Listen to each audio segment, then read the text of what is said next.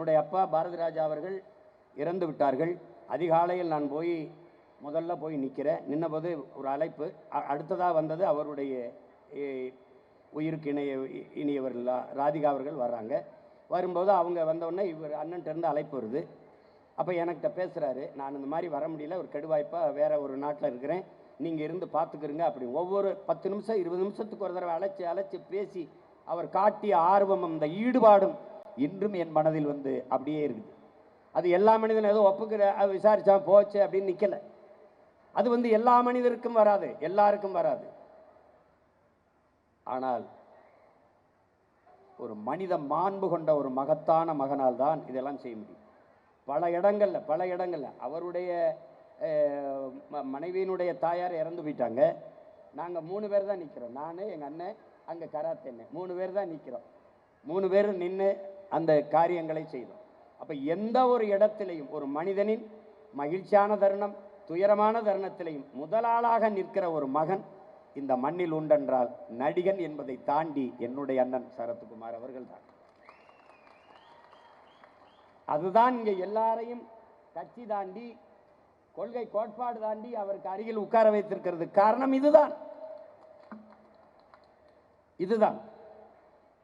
அதனால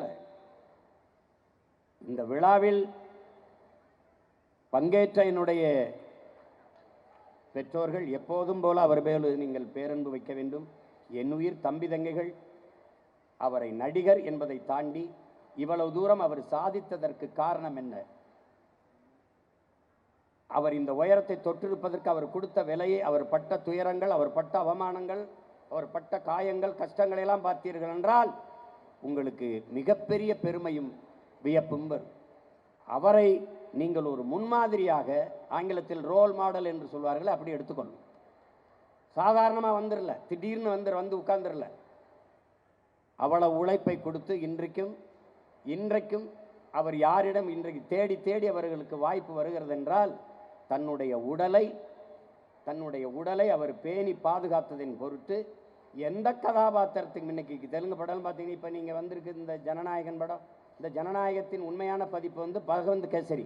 அந்த பகவந்த் கேசரியில் சிறைத்துறை அதிகாரியாக எங்கள் அண்ணன் நடிச்சிருப்பாங்க. எங்கள் அண்ணனுடைய பொண்ணை தான் அங்கே பாலகிருஷ்ணா வளர்ப்பார். அதான் கதை. அவர் தான் மூல காரணம் அந்த படத்தில், தெலுங்கு பதிப்பில். எல்லா மொழியிலையும் ஒருத்தன் சொல்கிறான், தமிழ்நாட்டில் உங்கள் அண்ணன் தாங்க இந்தியாவிலே பிஸியாக 42 படம் நடிக்கிறாருங்க, 42 படம் நடிக்கிறாரு அப்படின்னு. உண்மையில நடிக்கிறாப்புல, எல்லா மொழியிலையும் நடிச்சுக்கிட்டு இருக்காப்புல. அதனால அதுக்கிடையில் அரசியலும் செஞ்சுக்கிட்டு இருக்காப்புல. அரசியலை விட்டு வேணா நம்ம கூட நடிச்சுட்டு போகலாம். அரசியல் மனித உடலிலிருந்து உயிரை பிரிப்பதும் மனித வாழ்விலிருந்து அரசியலை பிரிப்பதும் 2 ஒன்று தான். அரசியல் வேண்டாம் என்று விலகி நிற்பது வானமே இல்லாத பூமியில் வாழப்போகிறேன் என்பதற்கு ஒப்பானது. உங்கள் வாழ்க்கையில் பிறப்பிலிருந்து இறப்பு வரை எல்லாத்தையும் தீர்மானிக்கிறது அரசு. அந்த அரசை தீர்மானிக்கிறது அரசியல். அதனால தான் இந்த அரசியலை அறிவியல், புவியியல் போல, உயிரியல், வேதியியல் போல இது ஒரு வாழ்வியல் என்ற புரிதலோடு என் உயிர் தம்பி தங்கைகள் இந்த அரசியலை அணுக வேண்டும். வரிசையில் நின்று வாக்கு செலுத்துவதல்ல, வருங்கால தலைமுறைகளின் எதிர்காலத்தை தீர்மானிப்பது அரசியல் என்ற புரிதலோடு நீங்கள் வர வேண்டும். இங்கே விரும்பியவர்கள் எல்லாம், இங்கே பேசியவர்கள் எல்லாம் விரும்பியது போல எதிர்கால தமிழகத்திற்கு மிகச்சரியான ஒரு தலைமையும் ஆகச்சிறந்த ஆட்சியும் இந்த நிலத்தில் உருவாகும். அதை நீங்கள் நம்பிக்கையோடு இருங்கள். இது ஒன்றும் கடைசி தேர்தல் அல்ல, இதோட முடிந்து போவதும் அல்ல. நம்பிக்கை கொண்டவர்கள், நல்லவர்கள், நாட்டையும் மக்களையும் பேரன்பு கொண்டு நேசிக்கிற பெருமக்கள், பெரும் தலைவர்கள் எல்லாம் இங்கே இருந்திருக்கிறார்கள். இப்போ நாங்களெல்லாம் வெல்லலை, தேர்தலில் தான் தோற்றிருக்கிறோம். ஆனால் கொள்கை கோட்பாட்டில் எங்களை விட உறுதியானவர்கள், வெற்றி கொண்டவர்கள் இந்த நிலத்தில் எவனும் இல்லை. இன்னைக்கு இல்லை நாளைக்கு வெல்லுவோம், நாளைக்கு இல்லை நாளை மறுநாள் வெல்லுவோம். ஆனால் என்றாவது ஒரு நாள் உறுதியாக நாங்கள் வெற்றியடைவோம். ஏனென்றால் சரியானது வென்றே தீரும் என்கிறான் சேகுவேரா.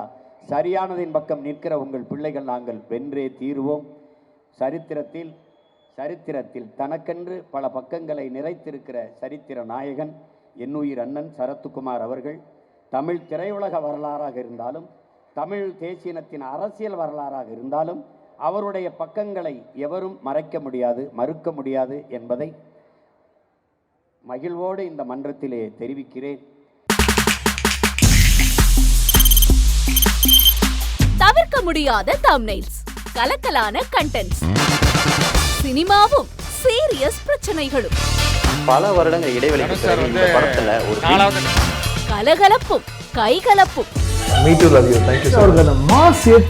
போயிட்டே தான் இருக்காரே தவிர பிரேக்கே இல்லாமல் பிரேக்கிங் நியூஸ் சொல்லும் தந்தி டிவி ஆப்.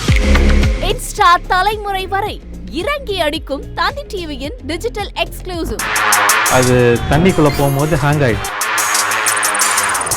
உங்களுக்கு விஜய் சார் எந்த அளவுக்கு ரொம்ப பிடிக்கும்? Of course, Malayalis are huge Vijay sir fans. ரெண்டு பேருமே ரொம்ப பிடிக்கும் எனக்கு. தந்தி டிவி ஆப்பை இலவசமா டவுன்லோட் செய்யுங்க. ஃபாலோ பண்ணுங்க, சப்ஸ்கிரைப் பண்ணுங்க, என்ஜாய் பண்ணுங்க.